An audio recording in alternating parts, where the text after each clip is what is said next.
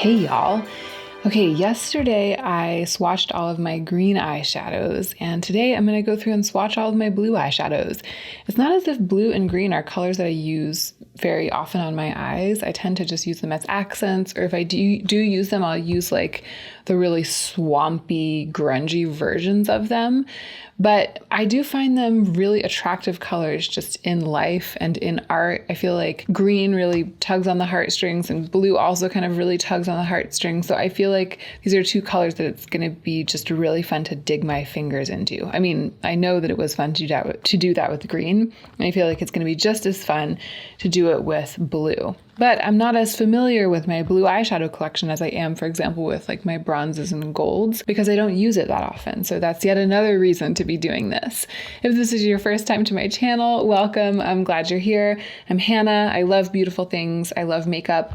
I especially love the makeup that I already own. I really like playing with and showcasing what I already own to inspire myself to use what I have instead of lusting after new things, and hopefully to inspire you guys to use what you have too. If that sounds good to you, I hope you'll subscribe. And now let's go ahead and get into the meat of the video.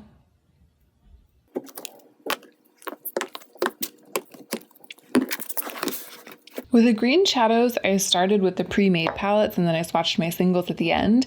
And I'm going to do it in the other order this time. I'm just looking at this and I'm starting to think that I might have a lot more blues than I had greens. And there are a lot of shades here that I didn't include in the greens because I was like, oh, that's a blue. The blue greens, I feel like I think of them as being blue. So I feel like we're going to end up, this is going to be a lot. I'm going to try to put the swatches close together.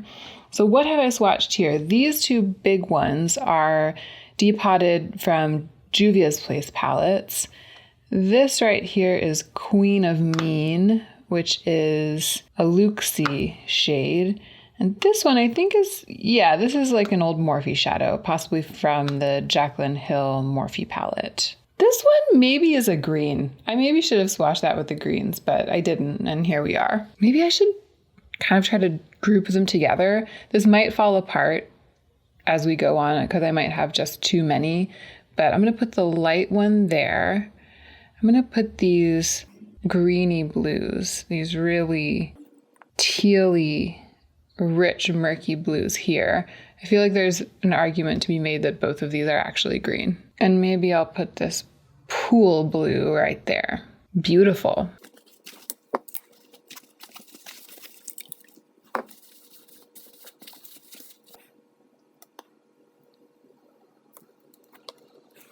These are all so special looking. So this is the first one is Forbidden. It's a colored rain shadow. The second one is Rage, which is also a Luxie shadow.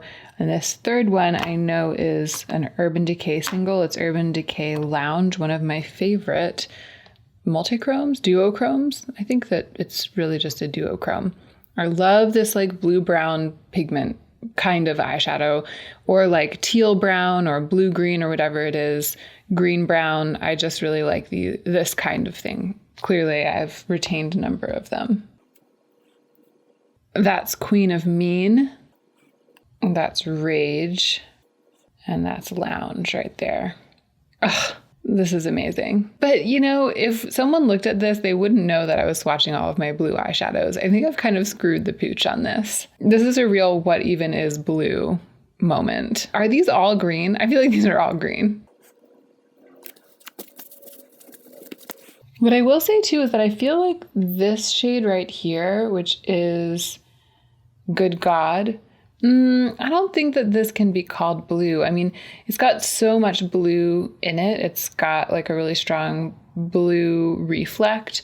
But would you say that this is a blue eyeshadow? No, it's if anything, I feel like it's actually lavender.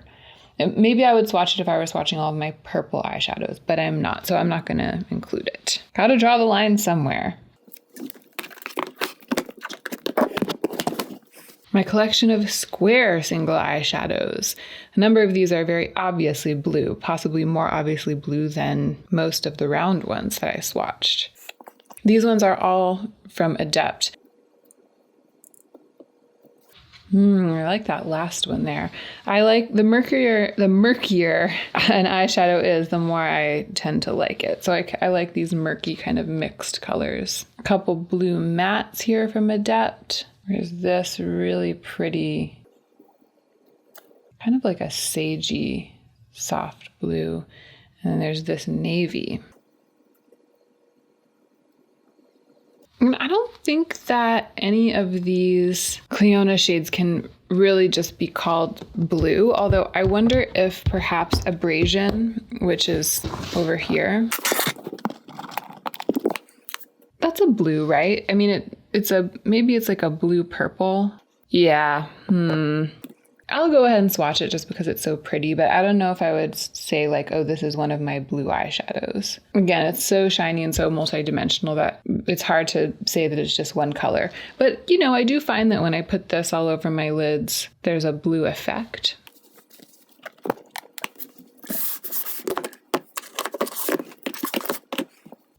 These are all of my blue single shadows, and my arm is almost completely filled up. So yeah, I think that there are going to be more than there were of greens. Let's go into some of these palettes.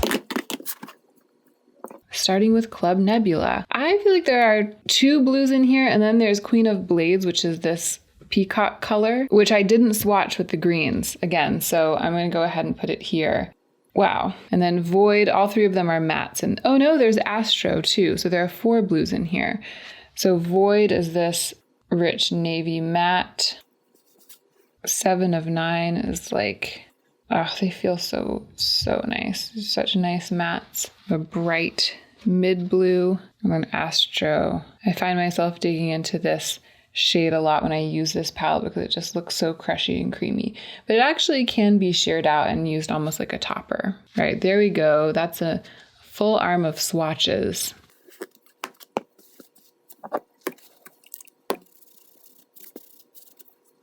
Oh, this gets so messy, you guys. I'm wearing this dress today. I do have a towel on my lap because as soon as I sat down, I saw the potential for disaster, but I'm still a little bit on edge because I feel like one of these eyeshadows just dropping crumbles all over the skirt of this dress could definitely stain it. The question now is, are we going to be able to fit the blue swatches from all of the rest of these palettes? I have 1, 2, 3, 4, 5. Oh no, these 2 don't have blues in them. So 1, 2, 3, 4, 5 palettes left, I think. Hopefully they'll all fit on my other arm. Independent is the blue shade in the Persona Cosmetics Identity 2 palette.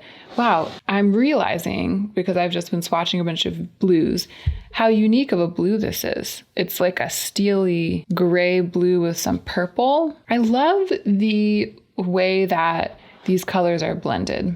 I really like the shades in this Persona Cosmetics palette. Yeah, I feel like I haven't really taken note of that color until now, but wow, it's pretty.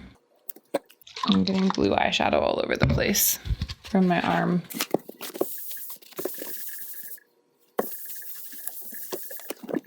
All right, I know there are some blues in here because I have been using them. Oh my gosh, there are a lot of blues in here. This is the Alva 2, which is an eyeshadow palette by Odin's Eye. There are a lot of blues in this palette. It's much more of a blue palette than anything else. And what a dynamic range. Wow, that one swatches really well.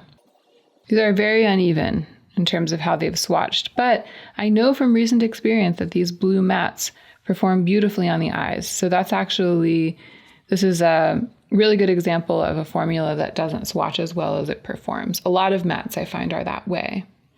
And sometimes I think when a matte is optimized to swatch really well, it doesn't necessarily perform as well on the eyes.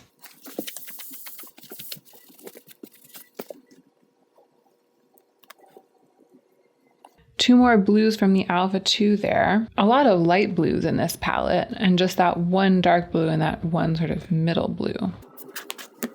Let's look at the gold palette. The two iconic peacock blue shades in the Natasha Denona gold palette. This one's actually a topper. It's kind of murky. Doesn't look at all the way it looks in the pan on the eyes, but I find it useful in many ways. And that one is beautiful. Possibly two of the nicest of all of these swatches. Let's look at Flower Punk. There are only two blues in here. One might have included these in the greens, depending on one's feelings about color. I feel like these are more of like pool blues, but they could be green. They could be called green. They're definitely different from any of the other blues, and I think compared to the other blues, they look very green. Yeah, it's funny, when I was swatching this Kaleidos palette yesterday with the greens, I swatched these 4, and then I just completely disregarded those 2 because they're such a different category of green. But, you know, thinking of it, if I had like a dress this color, I would think of it as like a mint, maybe like a mint blue-green dress. I'm prone to think that colors just exist in the world and that without humans labeling them as falling into categories, they're just on a spectrum. So blue bleeds into green and the line between them is something that we draw artificially. But it's interesting to examine where one draws that line, or like where an individual human draws that line, or where the industry draws that line. And it's hard to tell when it comes to these like bright aqua blue greens, which ones are truly blues and to whom, and which ones are considered green and to whom.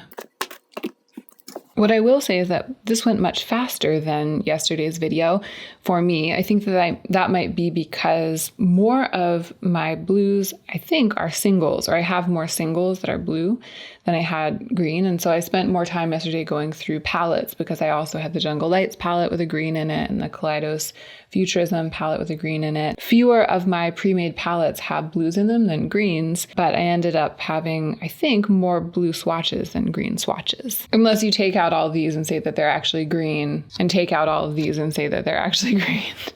And even the peacock colored ones could arguably be considered green. What I do know without a shadow of a doubt is that this is very beautiful and, as always, inspiring. Looking at this makes me feel like I could wear more blue eyeshadow more easily than I think that I can. I tend to think that blue is like a super strong look on me because I have very warm and kind of orange leaning coloring. And, you know, I'm a redhead, so my hair is literally somewhere on the orange spectrum.